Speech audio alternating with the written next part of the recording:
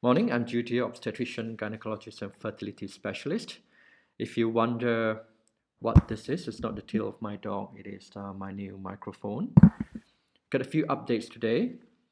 Now, number one is regarding this study run by King Edward Group, University of Western Australia, and preterm birth prevention study, trying to straighten the pamphlet. It is a good study. Like I mentioned in my last video, with the use of probiotics with combination with antibiotics to see whether it can prevent preterm labor in certain patients. So I do speak to all my patients when they come to see me about the study. More information. If you need more information, you can either contact the group, or I can help you to get in touch with them if you want to. Now, secondly, it's about how rapid science changes sometimes. Just show you this new journal from the UK college. I'm trying to get used to the showing it in the camera. So the Royal College of Obstetricians and Gynecologists, pretty new volume, just January came out with the scientific journal. This is the study I've with my colleague we have published. I'm trying to see, that's my name there.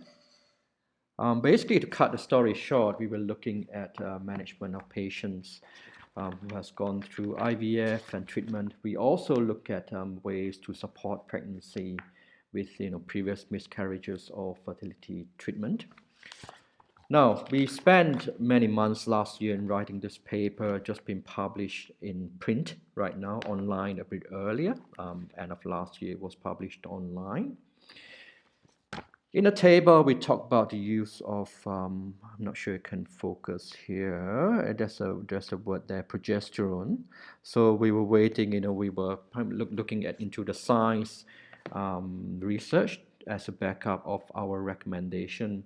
We did mention that we were waiting for one study regarding the use of progesterone for patients with miscarriage or bleeding in early pregnancy.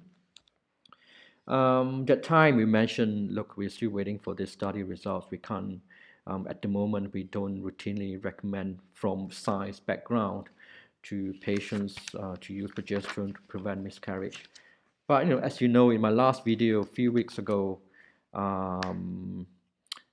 I didn't put a video. I think I put up a Facebook news to say, look, there was a new study just came up a few weeks ago to say, look, actually the new study has proven that progesterone is useful for patients with previous miscarriage and plus if they come in with bleeding. So just if I'm writing a paper today, as it stands, then the recommendation will have changed. So it shows that within a few weeks, even if you're reading this journal, write brand new, but as good doctors should always keep a close eye on the latest scientific breakthrough and evidence, and also to think how is it appropriate for my patients. One of the video I talk about, when we have new technology, we need to see the science. Is it a good research quality, and what it costs to our patients, any side effects, and think of those to see, look, is it the right patient to give the new treatment or tests to?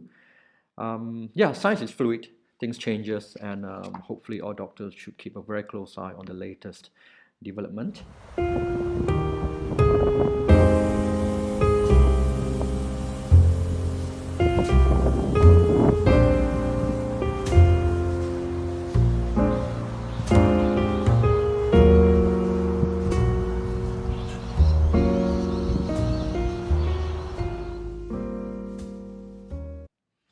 The last update for today is regarding the obstetric service I provide. During pregnancy, we want to make sure that it's going, do our best to make sure it's going smoothly, the mom is healthy, and also we want to give the best for babies as early as during pregnancy so we can optimize their health and for the rest of their life. Reading my book, my patients stated that they have very good advice on, or very good information on lifestyle and diet.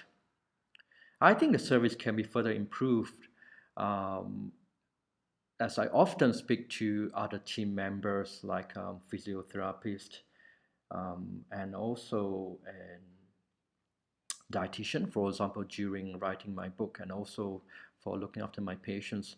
I think they have a role, a very important role to play, in fact, to further improve the quality of the care that we provide. So I'm planning in my future. There are a few logistics I need to set up to make sure the service is smooth running and good quality. But I'm thinking of involving a dietitian and physiotherapist to give advice on what's the best diet for gut health for babies, for mums, for example, and for health of future children. There are talks on diet which potentially can reduce the chance of allergies for children, for example. I think it is worthwhile for a personalized discussion and also to see physiotherapists for all my patients to, from early on in pregnancy, to get advice on joint care, for example, pregnancy care, pelvic floor preparation to go through labor and to prepare, to improve the health and coping mechanism during pregnancy, to prepare for labor and also to enhance recovery postnatally. Once I get all the logistics set up, I can provide this holistic care for my patients. In terms of cost, it should be no out-of-pocket expenses as it should be covered by your insurance. And I work out the way that if there's an excess, I will pay the rest.